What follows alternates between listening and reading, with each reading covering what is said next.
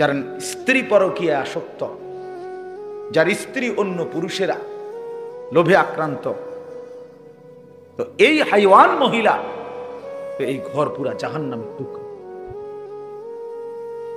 জাহান্নামের টুকরা এটা। হ্যাঁ, এটা গুরুত্বপূর্ণ।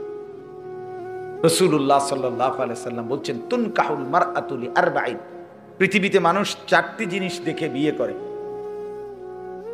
লিহাসাবিহা, 1 নাম্বার তার বংশ দেখে, 2 নাম্বার অলিমালিহা, কারো সম্পদ দেখে, অলি জামালিহা, কেউ বিয়ে করে সৌন্দর্য দেখে, অলি দীনিহা, কেউ বিয়ে করে দিন দেখে, তার ইবাদত, তার আমল, তার নামাজ, তার পর্দা পুশিদা দেখে। রাসূলুল্লাহ সাল্লাল্লাহু আলাইহি সাল্লাম বলেন, ফাজফার বিজাতি দ্বীন তারিবাত ইয়াদাক। এই কথাটা সাংঘাতিক।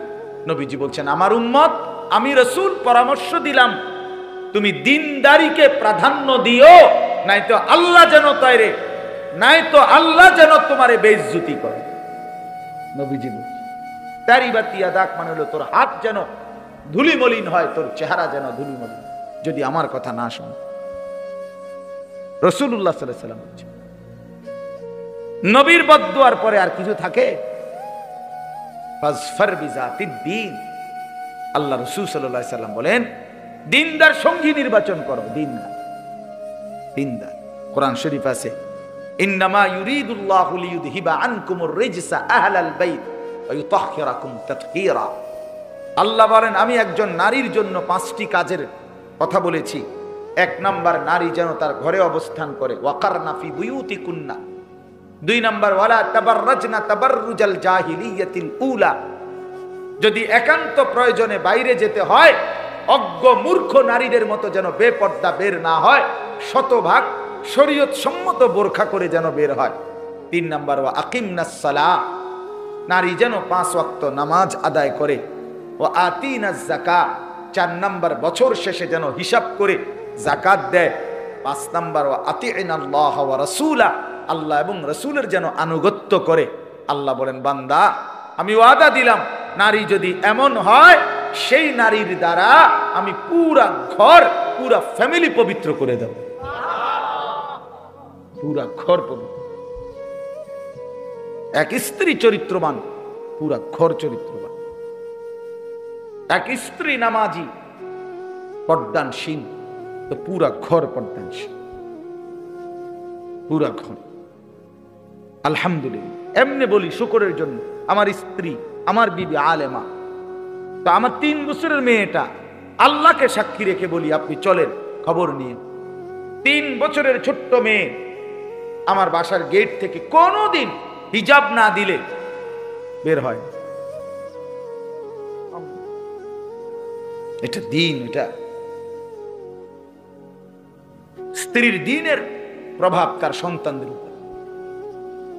রাসূলুল্লাহ সাল্লাল্লাহু আলাইহি সাল্লাম বলছেন, আবার মেয়ের বাপকে বলছেন, ইজা খাতাবা আহাদুকুম মিম্মান তারদাউনা দীনাহু ওয়া খুলুকাহু ফাযাওবিজুহু।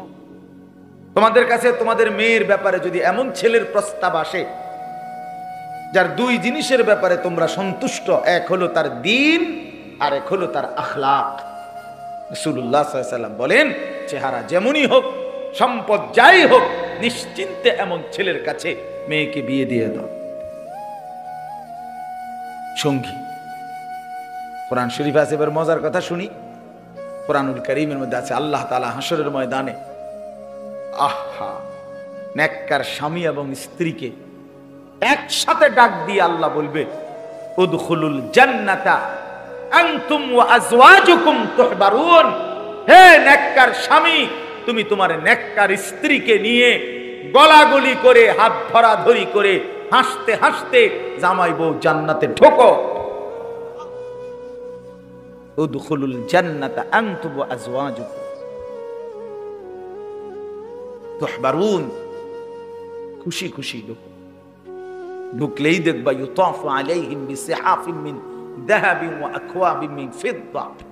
আল্লাহ বলে, ভিতরে জান্নাতে ঢুকলেই দেখবা তোমার সামনে স্বর্ণের গ্লাস, স্বর্ণের থালা, রৌপ্যের গ্লাস ঘুরতেছে। তো বান্দা বলবে আল্লাহ ঘুরতেছে তো বুঝলাম, কিছু তো নাই ফ্লেটের মধ্যে। আল্লাহ তাআলা বলবে বান্দা দেবে তো, তোমার অর্ডারের অপেক্ষায়, তোমার মনে যা চাইবা তাই বলো, তৎক্ষণাৎ এখন উপস্থিত পাই। মা তাশতাহিহিল আনফুস ওয়া তালাজ্জুল আ'য়ুন। এজন্য বন্ধু আমার, দিন অনেক মজাদার, আল্লাহর কোরআন অনেক মজাদার, রাসূলুল্লাহ সাল্লাল্লাহু আলাইহি সাল্লামের সুন্নাত অনেক আনন্দদায়ক। আজকে আমরা মজা পাই নাই, আমাদের ছেলেরা, আমাদের মায়েরা, আমাদের বোনেরা, আমাদের হাজারো পুরুষ, আপনারা ইসলামের মধ্যে কোনো মজা পান নাই, দিন মাইনা কোনো মজা পান নাই। কারণ হইল বাস্তবতা হইল আপনারা আল্লাহর দিন পড়েনও নাই, পড়ার প্রয়োজনও মনে করেন নাই, জানার গরজও বোধ করেন। যদি আল্লাহর কোরআন থেকে পড়তেন, রাসূলুল্লাহ সাল্লাল্লাহু আলাইহি সাল্লামের সুন্নাহ থেকে পড়তেন, তো আল্লাহর কসম আল্লাহর গোলামি আর সেজদার মধ্যে, আল্লাহকে মানার মধ্যেই জীবনের সবচেয়ে বেশি তৃপ্তি, শান্তি খুঁজে পাইতেন। বড় পীর আব্দুল কাদের জিলানী রাহমাতুল্লাহি আলাইহি, আমরা কিতাবে পড়ছি, ওনার সময়ের বাগদাদের বাদশাহ ওনাকে, ওনার যেই এলাকাটা, এই যে জিলান মানে গাইলান আরবিতে বলে, যেটারে আমরা জিলানি কই আর কি, গাইলান, এই যেই প্রদেশটা, যেই এলাকাটা ওনার ছিল, উনি যেখানে জন্ম নিছেন আর কি, ওই সময়কার বাদশাহ ওনাকে এই পুরা অঞ্চলটা হাদিয়া হিসাবে, উপঢৌকন হিসাবে দিয়ে দিছিল।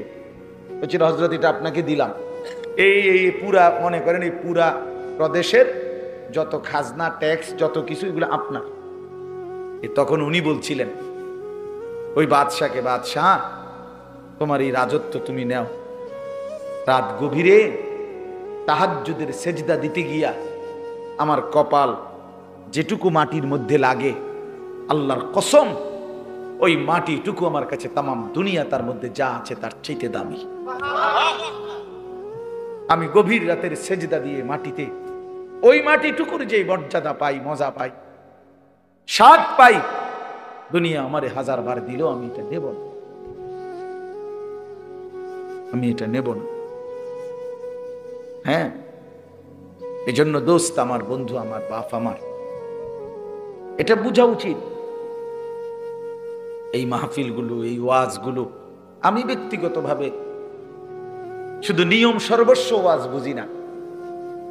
আমার কথা হলো, এক কথা প্রয়োজনে আপনারে 1000 বার বলবো, 1,00,000 বার বলি, তারপরও যেন কলিজায় ঢুকে বুঝতে চেষ্টা করি, আমরা ভাবতে শিখি। কোনো কারো সুরবালা, কারো টানবালা, হ্যাঁ, কেউ ঢোলে, কেউ গজল গাইলো, কেউ লড়লো চড়লো, আরে ভাইয়া এতটুকুতে সফলতা না। জিন্দিগি পরিবর্তন হলো কিনা, কিছুটা বিবেক জাগলো কিনা, আমার অনুভূতির মধ্যে কিছু আসলো কিনা, এটা দেখার বিষয়, এটা দেখার বিষয়। এতটুকু বিবেক যদি নড়ে ওঠে, কোরআন শরীফে আছে, আল্লাহ বলছে আমার কোরআনের বৈশিষ্ট্য কি, অনেক, এর মধ্যে একটা বৈশিষ্ট্য হলো তাকশাইরু মিনহু জুলুদুল্লাযীনা ইয়াখশাউনা রাব্বাহুম। আল্লাহ বলে কোরআনের বৈশিষ্ট্য হলো যার অন্তরে আল্লাহর ভয় আছে, সে যখন আল্লাহর কোরআন শুনবে বা পড়বে, আল্লাহর কসম আল্লাহ বলে তার শরীরের চামড়ার পশমের যেই উপরে, যেই চামড়ার উপরে পশম, এগুলো দাঁড়ায় যায়। তাকশাইরু অর্থ হলো শিহরিত হয়ে উঠবে। সুম্মা তালিনু জুলুদুহুম ওয়া কুলুবুহুম ইলা যিকরিল্লাহ। আল্লাহ বলেন আমার কোরআন শুনতে শুনতে বান্দার অবস্থা এক পর্যায়ে এমন হবে যে তার সারা দেহ এবং দিল আমি আল্লাহর স্মরণে ঝুঁকে পড়বে, সেজদা দিবে, যে হায় মালিক আপনি এত বড়, আপনার শান এত বড়, আপনার সৃষ্টি এত বড়, আপনি কত বড়, আপনি কত বড়। এজন্য বন্ধু বাপ, আমি এতগুলো কথা বলছি, লম্বা করে ফেলছি কথাটা, এই প্রসঙ্গটা আর কি, অর্থ হইল নীরবে মনোযোগের সাথে আল্লাহর কথা শুনবেন, দেখবেন আপনার মসজিদের ইমাম সাহেবের বয়ানে শুনবেন, ব্যক্তির কাঙ্গাল হবেন না, জনপ্রিয়তার কাঙ্গাল না, আল্লাহর কোরআনের দিকে ফিরবেন। বুঝেন না আমার কথা? জনপ্রিয়তার ধোকা। আল্লাহর এটা কুদরত, আল্লাহর ইচ্ছা। কেউ আল্লাহ কাউকে 1000 মানুষের সামনে বলায়, কাউরে দিয়ে আল্লাহ 10 জনের সামনে বলায়। এটা কোনো 10 জনের সামনে কথা বললে আল্লাহর কথা, আর 1000 সামনে বললে এই কোনোটার মধ্যে সফলতা কিংবা ব্যর্থতার কিছু নাই। বুঝেন নাই? যে হুজুর বয়ান করছে 10 জনের সামনে উনি ব্যর্থ, আর যে হুজুর বয়ান করছে 1000 লোকের সামনে উনি সফল। এই কথাটা বুঝছেন নি? সংখ্যার কম বেশির মধ্যে কি নাই? সফলতা কিংবা ব্যর্থতা নয়, আল্লাহ গ্রহণ করার মধ্যে সফলতা। আল্লাহ গ্রহণ করলে সফল। 1 কোটি মানুষ মনে করেন আমারে একেবারে স্লোগান দিয়া, মাথা তালগি দিয়া, 4 রাস্তার মাথা দিয়ে হোতাই দিয়ে আইছে যে হুজুর আপনার ইজ্জত করে দিয়ে হোতাই দিলাম। আল্লাহ তাআলা বললেন, আনিস আমি নিলাম না, আমি তোমার গ্রহণ করলাম না। আল্লাহর কসম, আনিসের মর্যাদা তখন কুত্তার সমান মর্যাদা আর নাই যদি আল্লাহ গ্রহণ না করে। আর আল্লাহ গ্রহণ করলে গোটা পৃথিবী না চিনলেও কোনো অসুবিধা নেই। হাজারো আউলিয়া আছে যাদেরকে মানুষ চিনে, এরকম আবার লক্ষ আউলিয়া এমনও আছে যাদেরকে কেউ চিনে না। বুঝেন নাই? কোরআনুল কারীমের মধ্যে মোট 25 জন নবীর নাম আছে। কোরআন শরীফে মোট নবীদের নাম আছে কয়জন? তো নবী মোট 25 জন। তো বাহিরে কই? বাকিদের কই? রাসূলুল্লাহ সাল্লাল্লাহু আলাইহি সাল্লামের সবগুলো হাদিস একত্র করলেও আরো নয়তো 15-20 জনের নাম পাওয়া যাবে। তো নবী মোট 30-35 জন। কথা বুঝছেন না? তো বাকিদের নাম কই? তো বাকিদের নাম যে পৃথিবীর কেউ জানে না, এই কারণে ওনারা ব্যর্থ। নাউযুবিল্লাহ। কথা বুঝছেন নি? কথা রাসূলুল্লাহ সাল্লাল্লাহু আলাইহি সাল্লাম বিদায় হজ্জে যে সময় ভাষণ দেয় হজে, তখন নবীজির সামনে ছিল 1,20,000-এর চাইতে বেশি সাহাবী। হজ্জের মধ্যে আসছে যারা। তো হজ্জে তো আর একেবারে বুড়া গাড়া বাচ্চা কাচ্চা সব আইছে না, বাইতো তো আছে আরো বহুত। বুঝেন না এই কথাটা? বুড়া মানুষ আছে, সবাই তো আর একেবারে ঘর চুক্তি পুরা সবাই আইসে পড়ছে না। কারণ নবীজি সাল্লাল্লাহু আলাইহি সাল্লাম তো হজে আসছে মদিনার থেকে। মদিনার থেকে গেছে কোথায়? মক্কায় বিমানে, নাকি? তো তখনকার সেই রাস্তা, কোথায় রাস্তা কোথায় কি, যাই হোক, তাহলে এই 1.25 লক্ষ নবী সামনে সাহাবী ছিল। তো বাড়ি ঘরের মধ্যে তো আরো আছে, সেগুলা বাদ দেন। এই 1,20,000 বা 1,25,000 সাহাবী যারা রাসূলুল্লাহ সাল্লাল্লাহু আলাইহি ওয়াসাল্লামের সামনে বিদায় হজ্জে ছিল, তাদের এই 1 লাখ দূরে থাক 50,000ও না, পৃথিবীর কোন কিতাবে, আকারে আসমানের নিচে জমিনের উপরে কোন কিতাবে 10-20,000 সাহাবীর নামও একসাথে নাই। সর্বোচ্চ একসাথে বদরের যুদ্ধের 313 জন সাহাবীর নাম আছে, বদরি সাহাবীদের নাম আছে একসাথে, এই 313 জন। আর আপনি তাইলে 1000 সাহাবীর নামও খুঁজা মিলাইতে কষ্ট হবে নামগুলো। তো বাকি যে এই 1,20,000-এর মধ্যে থেকে যদি 1000 থাকে বা 10,000-এর নামে থাকে, তো বাকি 1,10,000-এর নাম যে কেউ জানে না, ও ঘরের যারা বাচ্চা কাচ্চা তারপরে বুড়া মানুষ, এদের নাম যে কেউ জানে না, তো ওনারা ব্যর্থ। এই কথাটা বুঝি। এটা আমাদের যারা এখানে অনেক আলেম আছেন, অনেক মসজিদের ইমাম আছেন, আপনাদেরকে বলি ভাই, এটা ঘাবড়াবেন না, ঘাবড়াবেন না। আর কি আমার ওয়াজ শুনে কে, হ্যাঁ আর এই এত ওয়াজ করি কো মানুষের চিনে না, মানুষের চিনলে কি দরকার? মানুষের চিনলে কি, না চিনলে কি? এটা আমার দিলের মধ্যে মনে রাখতে হবে। আমার মালিকের কথা বলার যোগ্যতা আল্লাহ আমার সুযোগ দিছে। একজন বান্দার কাছে যে আমি বলতে পারছি আসমান ও জমিনের এটা সর্বশ্রেষ্ঠ নিয়ামত, আমার মালিকের কথা আমি বলতে পারছি। কত মানুষ আছে জীবনে আল্লাহর কথা বলতেও জানে না। 60 বছরের বৃদ্ধ বাবা, 40 বছরের বাবা, 70 বছরের মুসলমান আল্লাহর কোরআন দেখে দেখেও কদুর সাইয়া সাইয়াও পড়তে পারে না। এত বড় বদনসিব, মন্দ কপাল, দুর্ভাগা মুসলমান, দুর্ভাগা। ওই মুসলমান বদনসিব মিয়া, মনে রাখবেন আমার নাম, আমি বলে গেলাম। ওই মুসলমান দুর্ভাগা, ওই মুসলমান মন্দ কপাল, যে হায়াতের 40 বছর 50 বছর পার করলো, কিন্তু আল্লাহর কোরআনটা দেখে দেখেও সাইয়া সাইয়াও কদ্দুর পড়তে পারে না, রিডিং শুদ্ধ।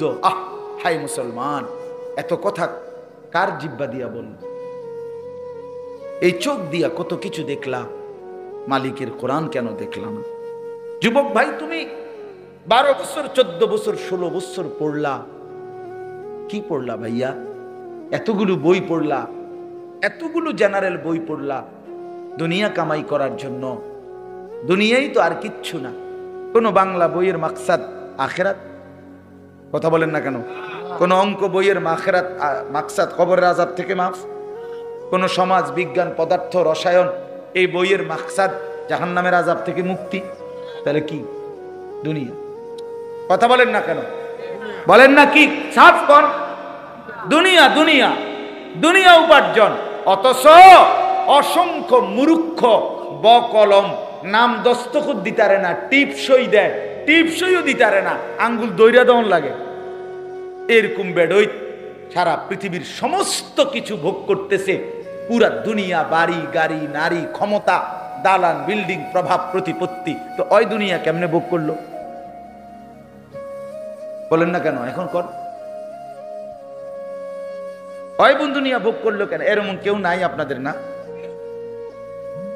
নামটাও লিখতে জানে না, অথচ দুনিয়া ভোগ করতেছে। দুনিয়ার সব কিসিমের আরাম আয়েশের এই জীবন উপভোগ করছে। এই জন্য বাপ, এই পড়াগুলো বাদ দিতে বলি না, জেনারেল পড়া বাদ দিতে বলতেছি না। আমি কুমিল্লা ভিক্টোরিয়া কলেজ থেকে মাস্টার্স পাস করছি। সায়েন্স বিজ্ঞান বিভাগ থেকে আমি এসএসসি মানে দাখিলে 1998 ইংরেজি সালে সমগ্র বাংলাদেশে সর্বোচ্চ নাম্বার পেয়ে ফার্স্ট হয়েছে, 1 নাম্বার হয়েছে। আমার সার্টিফিকেট লাগলাম না, আইন দেখাম অঞ্চলেন আমার লোক। তাহলে অর্থ হইল আমি বাদ দিতে বলতেছি না, কিন্তু 16 বছর পড়ার পরে বন্ধু আল্লাহর কোরআন এতগুলো বই না পড়লেও দুনিয়া মিলতো, ভাত মিলতো, বিয়া মিলতো, সংসার হইতো, ঘুম আসতো, যৌন চাহিদা পূরণ হইতো, বিল্ডিং এর স্বপ্ন পূরণ হইতো। কিন্তু আল্লাহর কোরআন ছাড়া, সেজদা ছাড়া, নামাজ ছাড়া, আল্লাহর বন্দেগী ছাড়া, আল্লাহর কসম বাপ আমার, বন্ধু আমার, এক ঢোক পানি কবর থেকে নিয়ে হাসরে আখেরাতে কোথাও মিলবে না। দুনিয়া এমনি মিলে যায়। ওই মেয়েটা সরানো বারবার খটর খটর করে, তো বা দুনিয়া এমনি মিলে যায়। আমি তো বলি মিয়া, বোবা মানুষও দুনিয়া ভোগ করে, করে না? বোবা মানুষ ভাত খায়নি, বোবা মানুষ ঘুমায় কিনা, বোবা মানুষ পেশাব পায়খানা করে কিনা, বোবা মানুষ বিয়া করে কিনা, বোবা মানুষের বাচ্চা কাচ্চা হয় কিনা। তাহলে বোঝা গেল দুনিয়া বোবাও ভোগ করতে পারে। তাহলে দুনিয়া ভোগ করার জন্য কথা না বললেও চলতো, কিন্তু আল্লাহর কোরআন কেন পড়তে পারলেন না? এই জবান থাকার পরেও, এই জিহ্বা দেওয়ার পরেও কেন পারলেন না? আমার বয়স্ক বাবারা বলেন, হায়াতের শেষ সময়টা নষ্ট করে দিলেন চায়ের দোকানে, জিন্দিগির শেষ হায়াতটা শেষ করে দিলেন বিড়ি সিগারেট খাইতে খাইতে, জীবনের শেষ টাইমটা শেষ করে দিলেন চা দোকানে গল্প করতে করতে, টেলিভিশন দেখতে দেখতে। আহা মুসলমান, 60 বছর বয়স্ক মুসলমান যদি আজও আখেরাত মনে না পড়ে, তার কখন মনে পড়বে? 70 বছর বয়সেও যদি কবরের কথা মনে না পড়ে বাবা আমার চাচা, তাহলে আর কখন? আলাম ইয়ানি লিল্লাযীনা আমানু আন তাখশা কুলুবুহুম লিযিকরিল্লাহ। এটা কোরআনের আয়াত। রব্বুল আলামিন বলে, ইমানদার মুমিন, আমি আল্লাহর ভয়ে, আমার স্মরণের জন্য, আমার বন্দিগির জন্য তোমার দিলটা নরম হওয়ার সময় আজও কি হয়নি? আলাম ইয়ানি, এই কথার অর্থ এটা। আল্লাহ বলে, বান্দা 365 দিনে আমার একটা বছরে কোনোদিন ফজরের নামাজ পড়লা না বান্দা, তাহলে আর কোনোদিন কি ফজরের নামাজ পড়বা না বান্দা? আর কি কোনোদিন পড়বা না? তুমি কি তাইলে এই সিদ্ধান্তই নিয়ে নিছো? 30 বছর ধরে বান্দা আমার প্রতিদিন সুদ খাচ্ছ, মিথ্যা বলছো, 30 বছর প্রতিদিন ওজনে কম দাও, 30 বছর ধরে নিয়মিত কাস্টমারকে ঠকাও, এভাবেই রোজগার করতেছো হারাম রোজগার। আল্লাহ যেন ডাক দিয়ে বলে, বান্দা তাহলে এই নাফরমানের রোজগারি আর কোনোদিন কি তাহলে ছাড়বা না? আর কি সময় হবে না? বলো বান্দা বলো।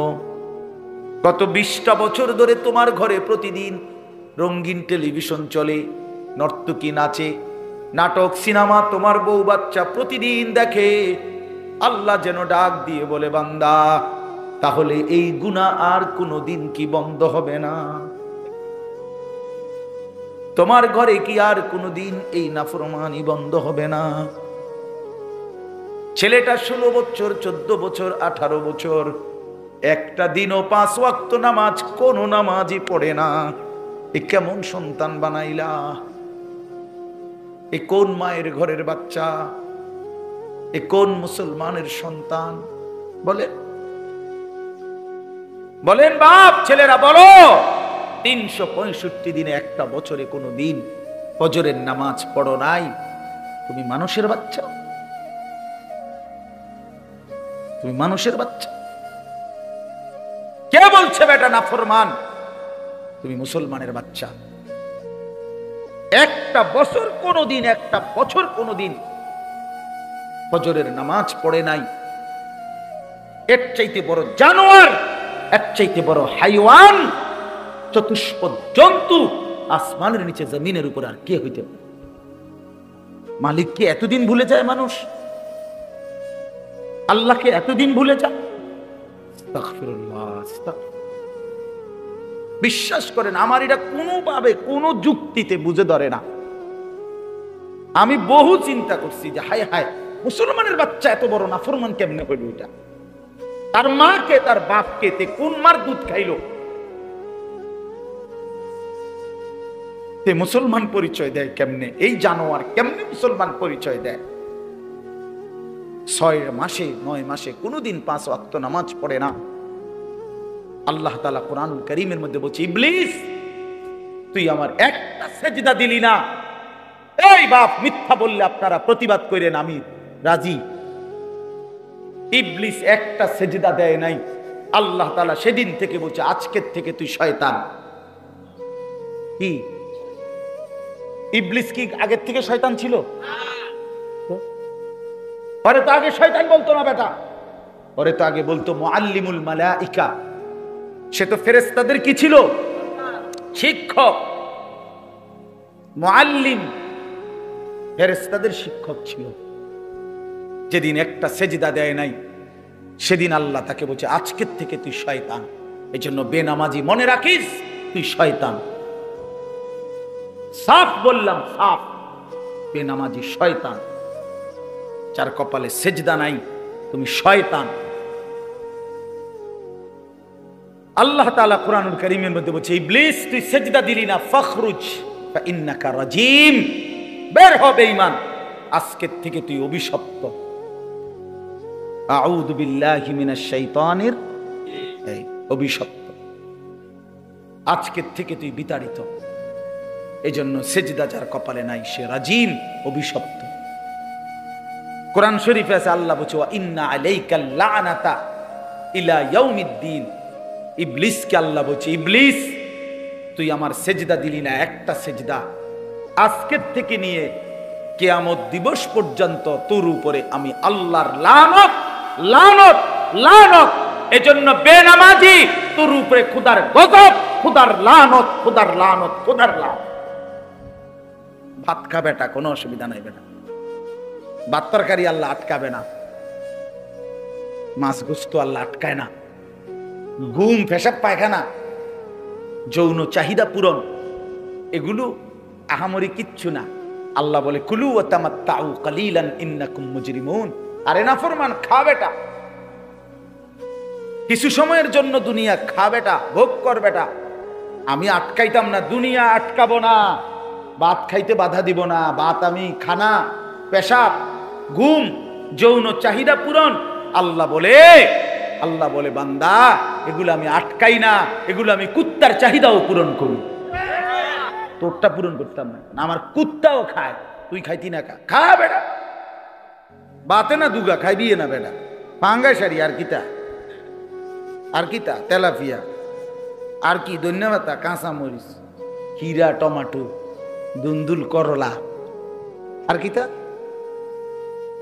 হ্যাঁ, লম্বা সিম, ছোট সিম, আর কি বাজারে, এই তো দুনিয়া ভোগ করলা, লাল শাক, পাট শাক, আর কি। আল্লাহ বলে আমার জঙ্গলের বাঘ প্রতিবেলা গোশত খায়, আমার জঙ্গলের সিংহ প্রতিবেলা গোশত খায়, তো তোর চাইতে তো বেশি দুনিয়া আমি তাগরে খাওয়াইতেছি। একটি হাতি, ভাইয়া আমি সত্য করে বলতেছি, গবেষকদের কথা হলো, যারা প্রাণীবিদ্যা গবেষণা করে তাদের বক্তব্য হলো, একটি হাতি একদিনে 250 কেজি খাবার খায়, 90 লিটার পানি পান করে, 250 কেজি খাবার খায় একটা হাতি। তো গোটা পৃথিবীতে হাতি একটাই তো না, বাংলাদেশে হাতি একটাই। বুঝলে, আমি একবার চিড়িয়াখানায় দেখছি বাঘেরে গোশত দিছে খাইতে, বুঝি গেছি ভাই কদ্দুর দিছেন, যে প্রতিবেলা 20 থেকে 22 কেজি গরুর গোশত দেওয়া হয়, 20-22 কেজি গরুর গোশত একবারে এক বসায় খাইতে পারবেন এমন একটা ভাগ্যবান হাত উড়ান। আমনেরে আমি খাবাইয়া কালকে বাধ্যাম, আজকে থাকবেন, কালকে গোস্ত কিনা রাইন্দা মরিবাসি যা হইব মাহফিল, কালকে একটি বাদ আমনেরে 22 কেজি গোস্ত খাওয়াই, তার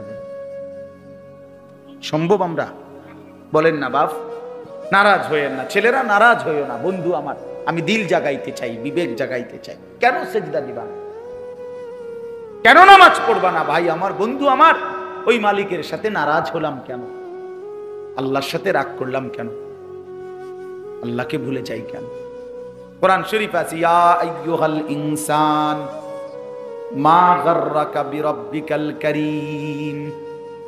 রব্বুল আলামিন বলে, হে মানুষ, আমার মতো দয়ালু মেহেরবান মনিব, আমার মতো এমন মাওলা, কেমনে রে তুমি বান্দা আমারে ভুলে গেলা? মা গাররাক, কে তোমারে আমার মতো দয়ালু মালিক থেকে ভুলায় দিল? কে তোমারে ধোকা দিল? কোন বন্ধু পেলা বান্দা, কোন সঙ্গী পেলা আমার চাইতে উত্তম, যাকে পেয়ে তুমি আমি আল্লাহকে ভুলে গেলা?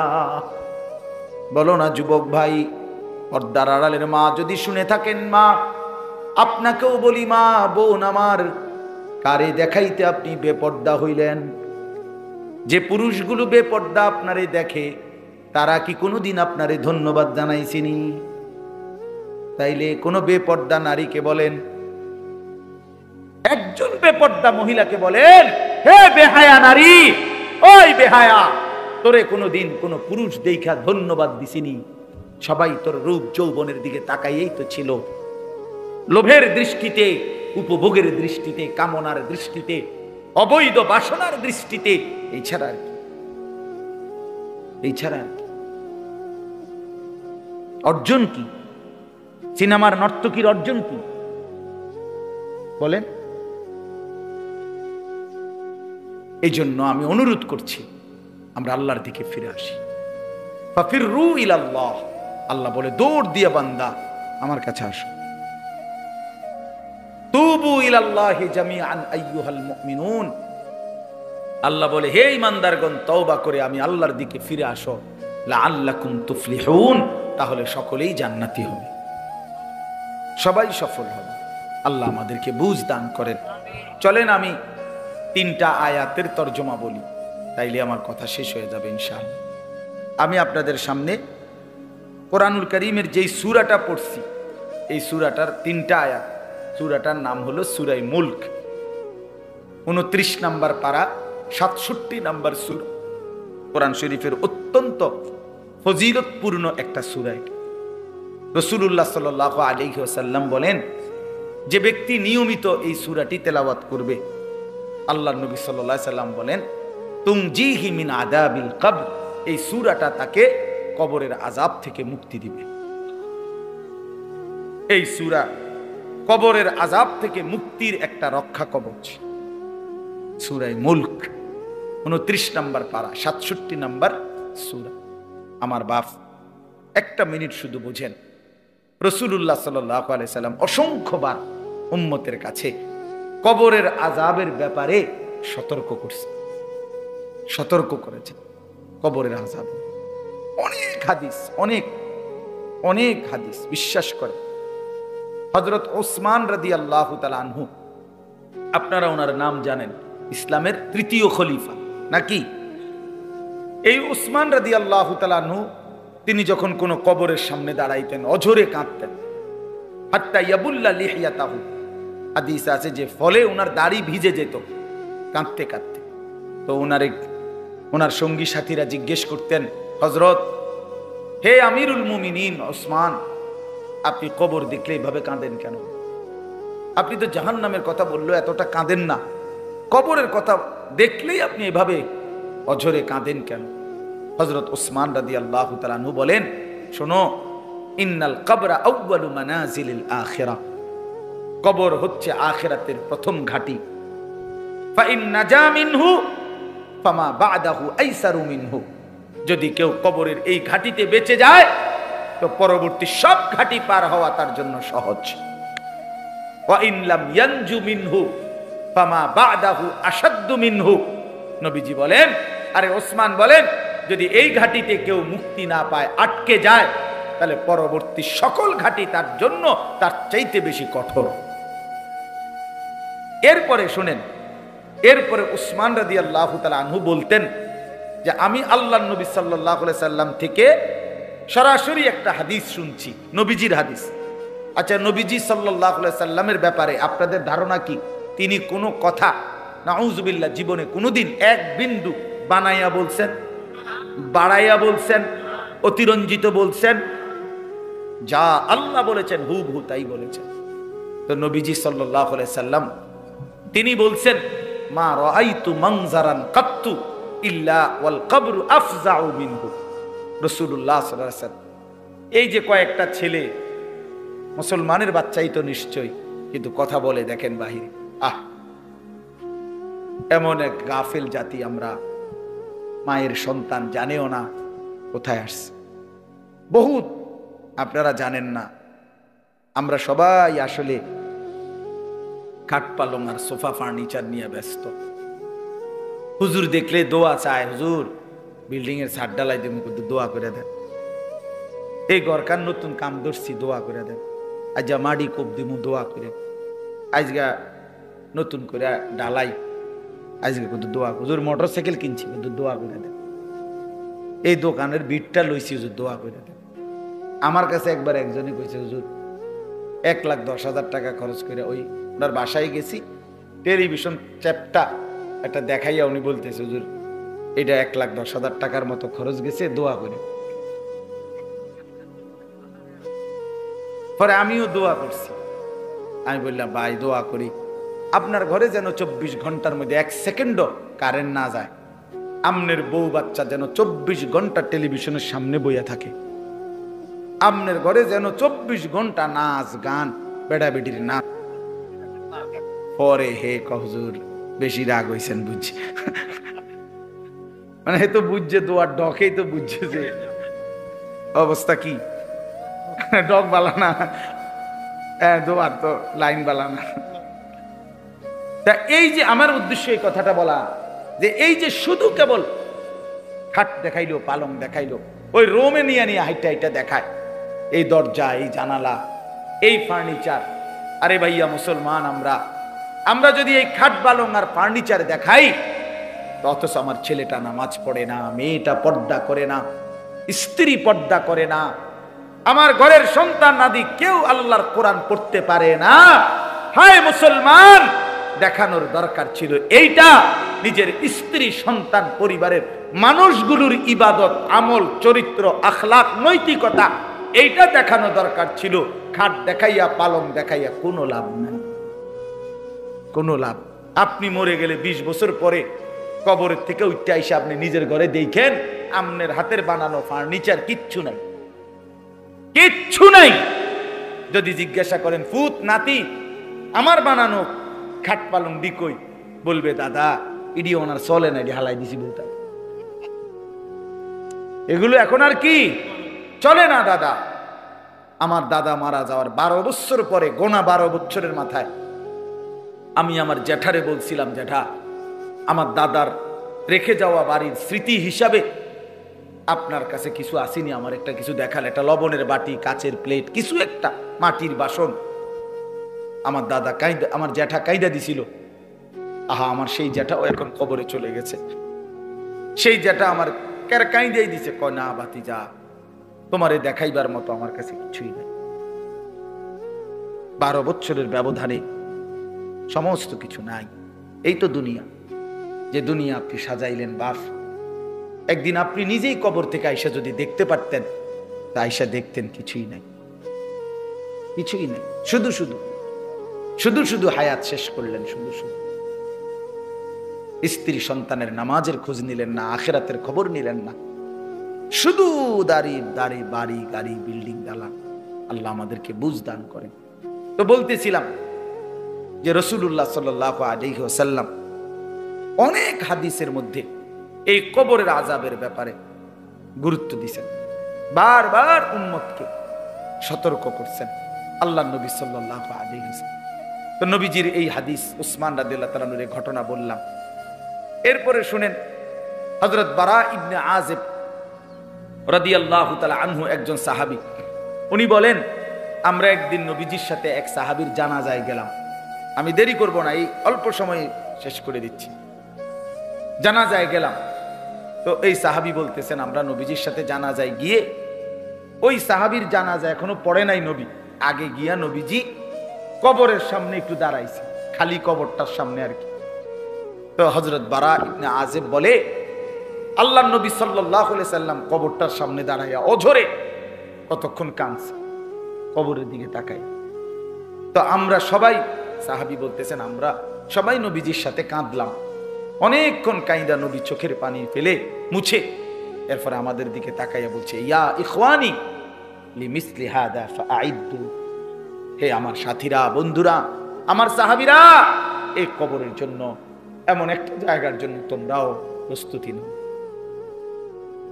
ফাআইদু, সবাই রেডি হও এই কবরের জন্য, এই কবরের জন্য। এভাবে আল্লাহর নবী কবরের দিকে তাকাইয়া কাঁদছে। আমার বাপ আল্লাহর নবী সাল্লাল্লাহু আলাইহি সাল্লাম 5 ওয়াক্ত নামাজের পরে নবীজি যে কয়েকটা বিষয়ে নিয়মিত দোয়া করতেন প্রত্যেক নামাজের পরে, এর মধ্যে একটা ছিল এটা, আল্লাহুম্মা ইন্নী আউযু বিকা মিন আযাবি জাহান্নাম ওয়া মিন আযাবিল কবর ওয়া মিন ফিতনাতিল কবর ওয়া মিন ফিতনাতিল মাসীহিদ দাজ্জাল ওয়া মিন ফিতনাতিল মাহইয়া ওয়াল মামাত। এই দোয়াটা নবীজি 5 ওয়াক্ত নামাজের পরে করতেন। এর মধ্যে একটা অংশ হলো যে আল্লাহ আমি কবরের আযাব থেকে পানাহ চাই। অথচ রাসূলুল্লাহ সাল্লাল্লাহু আলাইহি সাল্লামের এক যাররা বিন্দু পরিমাণ কোনো গুনাহ নাই, আছে কি? কথা বলেন না কেন? এক সুতা কোনো গুনাহ, তিনি মাসুম, তিনি নিষ্পাপ, তিনি নিষ্পাপ। হাশরের ময়দানে আল্লাহ তাআলা নবী সাল্লাল্লাহু আলাইহি সাল্লামের অগণিত মর্যাদা আল্লাহ দান করছেন, দিয়ে রাখছেন। নবীজি বলছেন আনা আউয়ালু মান ইয়াকরাউ বাবাল জান্নাহ। আল্লাহর নবী সাল্লাল্লাহু আলাইহি সাল্লাম বলেন আমি সেই মুহাম্মদ যে সর্বপ্রথম জান্নাতের কড়া দরজার আমি নাড়াম। কিলা মান, ফেরেশতা বলবে আপনি কে?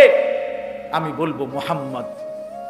ফেরেশতা ফাফুতিহাল বাব, দরজা খুলবে আর বলবে হে আল্লাহর রাসূল আনতাজিরু লাক, আমি তো আপনার অপেক্ষাই করছিলাম।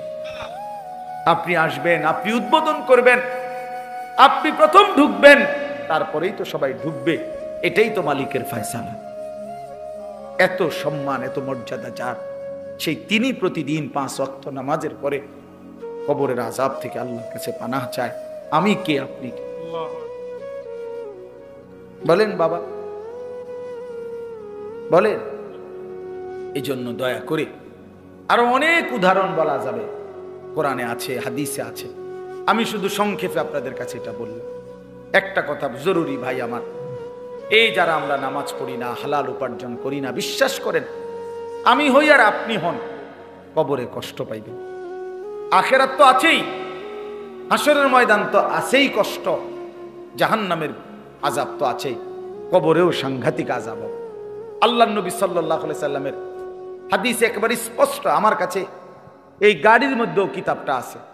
আল্লাহর নবী সাল্লাল্লাহু আলাইহি সাল্লাম বলেন, কোন নাফরমান ব্যক্তি যখন কবরে 3টা প্রশ্নের জবাব দিতে পারবে না, আল্লাহর পক্ষ থেকে তখন বলা হবে আফরিশুহু মিনান নার ওয়ালবাসুহু মিনান নার ওয়াফতাহু লাহু বাবান ইলান নার। আল্লাহর পক্ষ থেকে বলা হবে নাফরমানের কবরে জাহান্নামের বিছানা বিছিয়ে দাও, জাহান্নামের পোশাক পরিয়ে দাও, জাহান্নাম বরাবর দরজা খুলে দাও। ফেরেশতারা এই 3টা কাজ করে সরে আসবে। এই ফেরেশতারা, আল্লাহ রাসূল সাল্লাল্লাহু আলাইহি সাল্লাম বলেন, নতুন আরেকজন ফেরেশতা আসবে এই নাফরমানের কবরে। আয়েশা ইউদরাবু বিমিথরাকাতিন মিন হাদিদ। তখন এই ফেরেশতা এসে এই নাফরমানকে লোহার বড় হাতুড়ি দিয়ে এমন জোরে একটা আঘাত করবে, খোদার কসম নবীজি বলছেন, আঘাতটা কোথায় করবে? বরবাতান বাইনা উযুনাইহি, তার 2 কান বরাবর আঘাত করবে। একটা আঘাতে আল্লাহ রাসূল সাল্লাল্লাহু আলাইহি সাল্লাম বলেন, ফায়াসিহু সাইহাতান, এই নাফরমান এত জোরে চিৎকার করবে, ইয়াসমাউহা মান ইয়ালিহি ইল্লা সাকালাইন, মানুষ এবং জিন ব্যতীত আল্লাহর সব মাখলুক শুনতে পাবে। দোস্ত আমার, বন্ধু আমার, নিজের উপরে রহম করেন, নিজের উপরে দয়া করেন। রাসূলুল্লাহ সাল্লাল্লাহু আলাইহি সাল্লাম প্রতিদিন বলছে, নবীজি কবর প্রতিদিন ডাক দেয়। কবর ডেকে ডেকে সবাইকে বলে, দুনিয়াবাসী, আনা বাইতুদ দুধ, আমি পোকামাকড়ের ঘর। আনা বাইতুল ওয়াহদা, আমি একাকী ঘর। আনা বাইতুল গুরবা, আমি অপরিচিত ঘর। আমার কাছে আইলে কেউরে চিনবা না, কাউরে পাইবা না। রাসূলুল্লাহ সাল্লাল্লাহু আলাইহি সাল্লাম বলেন, কোন নাফরমানের কবর যখন তাকে রেখে ফেরেশতারা চলে যাবে, কবর তখন তাকে প্রথম মিনিটেই এমন একটা চাপ দিবে, ডান পাশের মাটি বাম দিকে, বাম দিকের মাটি ডান পাশে। আল্লাহর কসম, নবীজির এই হাদিসে রাসূলুল্লাহ সাল্লাল্লাহু আলাইহি সাল্লাম বলছেন, এতে করে ডান পাশের হাড্ডি পাঁজর ভাঙ্গা বাম দিকে ঢুকে যাবে, বাম দিকের গুলো ডান দিকে ঢুকে যাবে। বন্ধু আমার, আমি দেখাই, আমরা তো ছাত্র জীবনে ওস্তাদের কাছে পড়ছি ভাই আমার। রাসূলুল্লাহ বলেন, হাত্তা তাখতালিফা আদলাউহু, তার 2 পাশের হাড্ডিগুলো এইভাবে 2 আঙ্গুল যেভাবে ঢুকে গেছে, এইভাবে একটা একটার সাথে ঢুকে যাবে। খোদার কসম, আল্লাহর কসম। যদি বলো রাসূলের কথা মিথ্যা, তাহলে আমি আর কার কথা বলবো? বলে, যদি বলি আল্লাহর কথা মিথ্যা, তাহলে আর কার কথা বলবো? কোরআন শরীফে আছে, আল্লাহ বলছে, ফাবি আইয়ি হাদিসিন বাদাহু ইউমিনুন। আমার বান্দা, আমার এই কোরআনের কথার চাইতে আর কোন কথা বললে, এর চাইতে দামি আর কি বললে বান্দা তুমি আমার কথা বিশ্বাস করতে? খোদার কসম, এটা আয়াত করেছ, এই 29 পারাতে আয়াত এটা আছে। ফাবি আইয়ি হাদিস বাদাহু ইউমিনুন। এই কোরআনের পরে আর কোনটা বললে, আর কোন কিতাব নাজিল করলে বান্দা আমার কথা মানে? বলো না ভাইয়া আমার, বাপ আমার, বলেন কেন নামাজ পড়েন?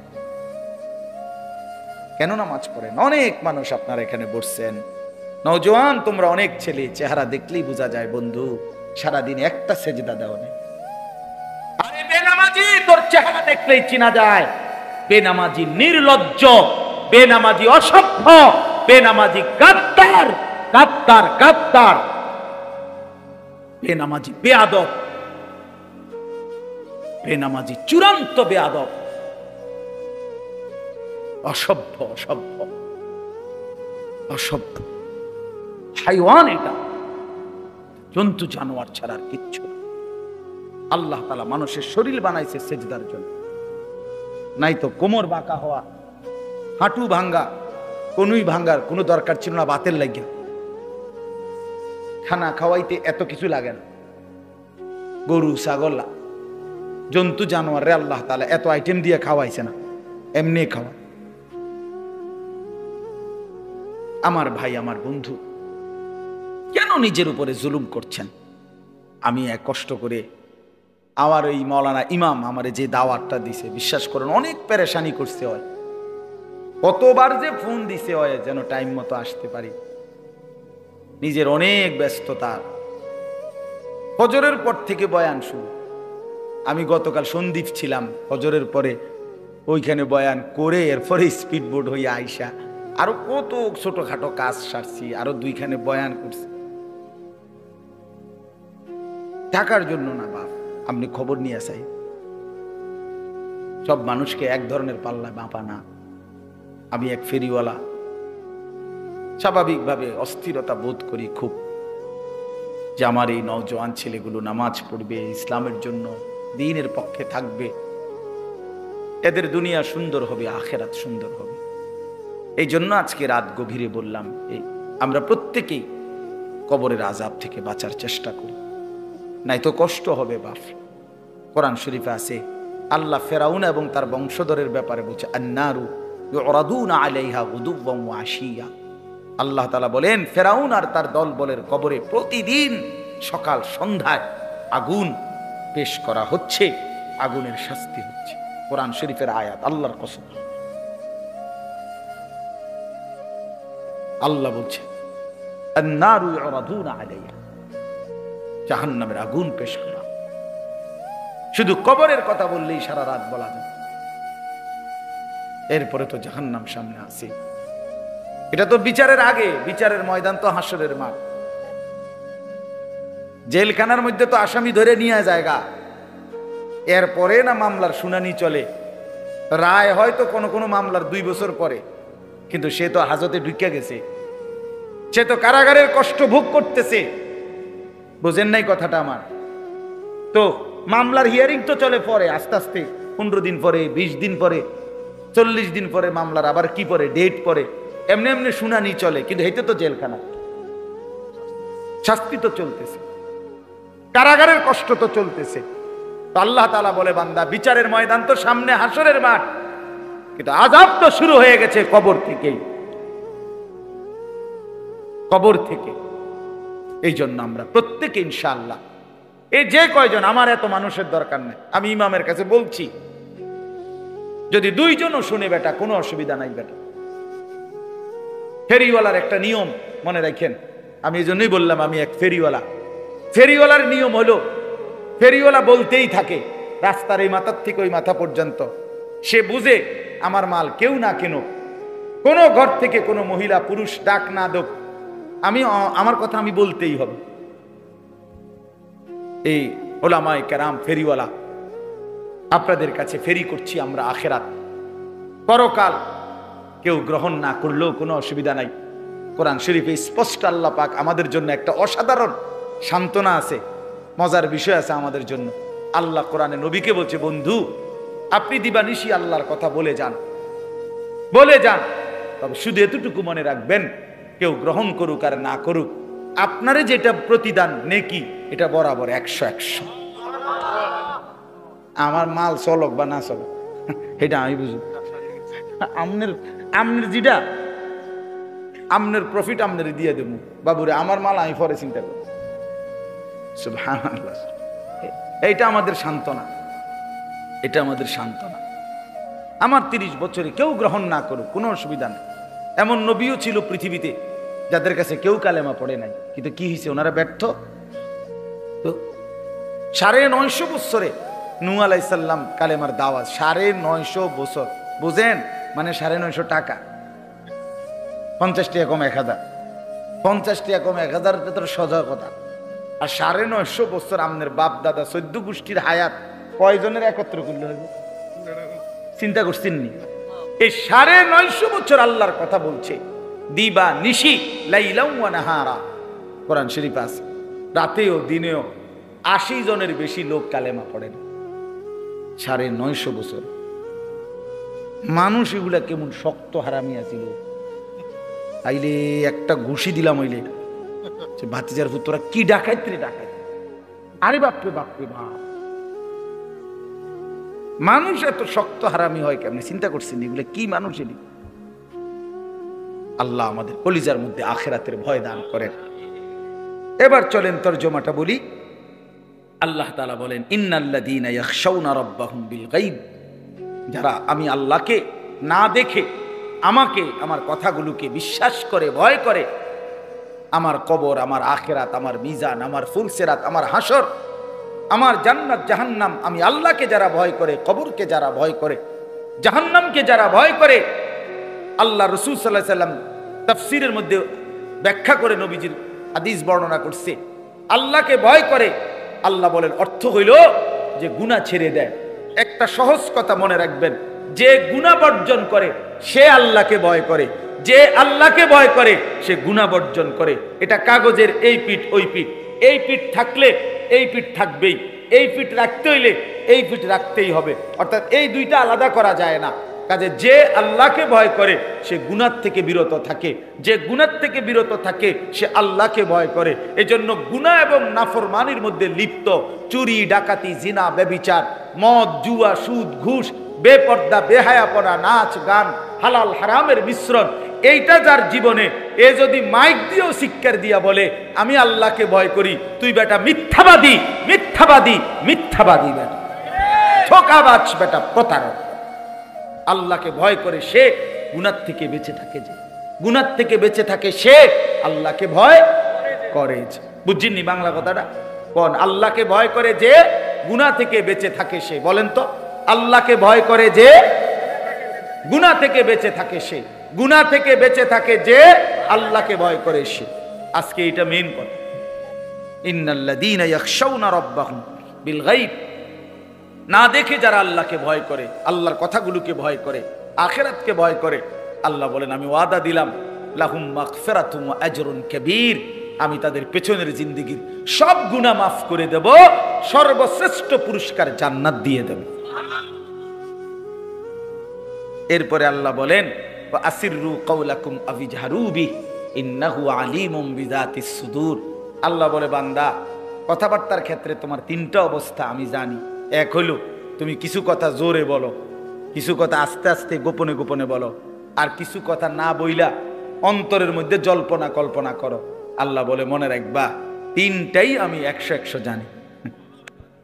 জোরে বললেও আমি জানি, আস্তে বললেও জানি, কলজের ভিতরে রাখলেও আমি কি মজার কথা শুনেন, তাফসীরের মধ্যে আছে, কারে তাফসীরে কুরতুবীতে সরাসরি আছে এই আয়াতের ব্যাখ্যায়।